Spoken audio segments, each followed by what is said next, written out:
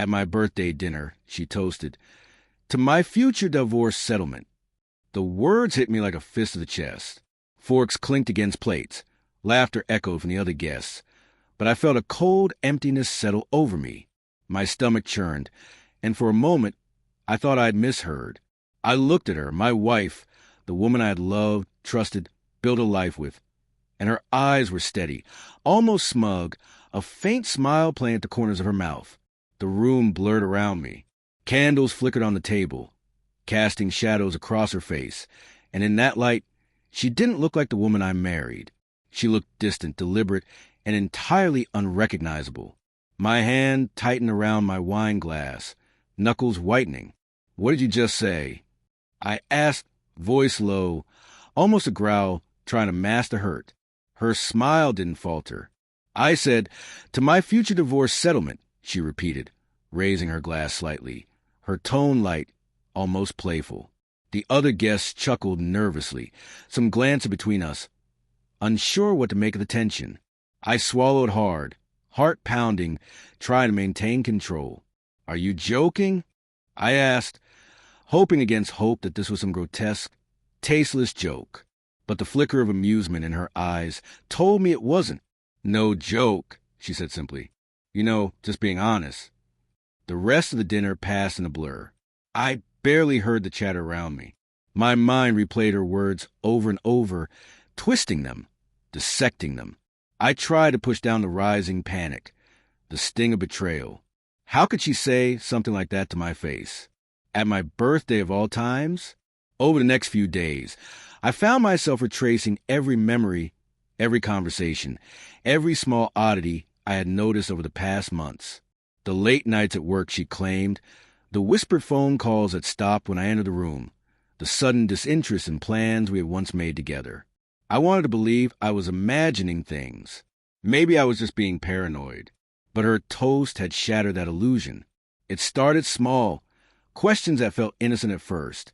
"Where were you last night?" "Who was that you were texting?" Each inquiry was a test, a search for confirmation that my worst fears weren't imaginary. And slowly, subtle truths began to surface. A colleague mentioned seeing her at a cafe, late, long after she said she'd left work. A receipt for a dinner I hadn't been invited to appeared in the pocket of her coat. Each clue was a pinprick, but together they became a pattern too precise to ignore. I confronted her one evening, trying to keep my voice calm, even as anger threatened to boil over. "We need to talk," I said, closing the door behind me. She looked up from her book, eyebrows raised, an expression of mild annoyance rather than guilt.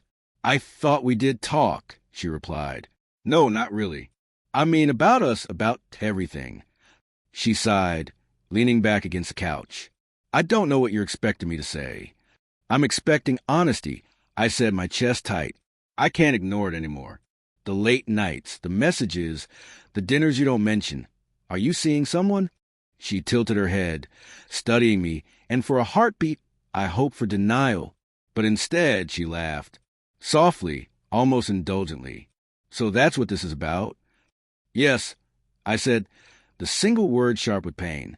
"It's about the toast, about the way you've been treating me, about me finding out you've been lying to me." Her laugh faded, replaced by a cold, almost clinical calm. "Look, I've told you before, I'm not happy. I don't love you the way I used to." The words hit me harder than any betrayal could. Not the affair, not the lies, but that simple, brutal admission that what I thought was love, what I thought was mutual, had been unbalanced for years. "You think that justifies?" I started, but she cut me off. "No, I just needed you to understand," she said. Her eyes were steady, unyielding, and I felt a wave of despair wash over me. I had been blind, had been so desperate to see the good in her that I ignored the signs. In the weeks that followed, the investigation became a careful, torturous process. I didn't want to believe what I found, but each discovery made the truth impossible to ignore. Texts between her and a man I barely knew, messages filled with longing and plans she had once whispered only to me. I read them in silence, chest aching, stomach twisting, as the reality of her betrayal settled over me like a storm cloud.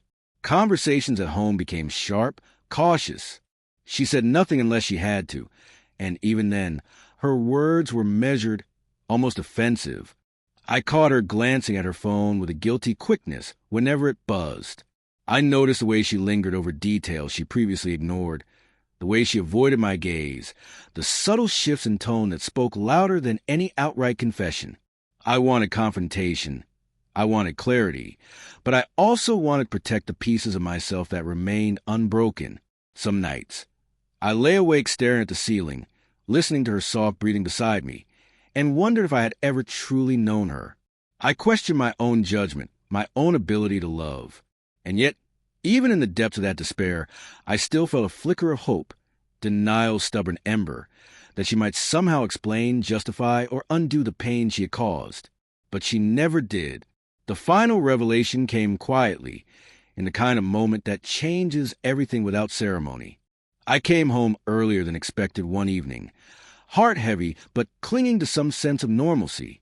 In the living room, the faint scent of perfume, different from her usual one, wafted into my senses. And then I saw it, a jacket, unfamiliar, draped over the back of a chair, its scent unmistakable. My stomach dropped. I knew before I even saw him, before I even knocked on the door, even though there was no door to knock on. She looked up from the couch, startled, then composed herself. "You're home early," she said, voice too calm. I didn't respond. I only saw the man standing behind her, the man whose presence made the air thick, suffocating. My fists clenched. I felt like I was suffocating, like the ground had shifted beneath me, leaving me floating, untethered. "Who is he?" I asked, voice trembling despite my best efforts. "My friend," she said, smoothly. "He's just visiting." I wanted to scream, to throw something, to demand an explanation. But what I wanted more was to preserve the last fragments of dignity I had left. I wanted her to feel the weight of what she had done, the devastation she had sown. And I left. I stayed in a hotel that night, staring at the ceiling, listening to the hum of the air conditioning, the distant city sounds that felt impossibly foreign. I thought about the years we had spent together, the laughter, the late-night talks, the dreams we had shared, and how easily they had crumbled. I thought about her toast, that casual declaration of destruction, and how it had been the first blow of many. By morning, I knew what I had to do. I called her, asked her to meet me at a cafe we had frequented early in our marriage. She arrived, composed, exuding the same calm confidence that had once drawn me to her. But this time, I wasn't afraid. "I know everything," I said, voice steady. "The affair, the lies, the planning. I know." She didn't flinch. And, I said, looking into her eyes, "I'm done. I loved you, I trusted you, and you destroyed that trust. There's nothing left for us here." Her face remained unreadable, but I saw the faintest flicker of something. Maybe surprise, maybe regret, maybe nothing at all. "I suppose this was inevitable," she said finally, almost quietly. "I can't say I didn't warn you." I nodded once, a tight, controlled movement, and rose from the table. "Goodbye." Walking away, I felt a strange mixture of pain and relief.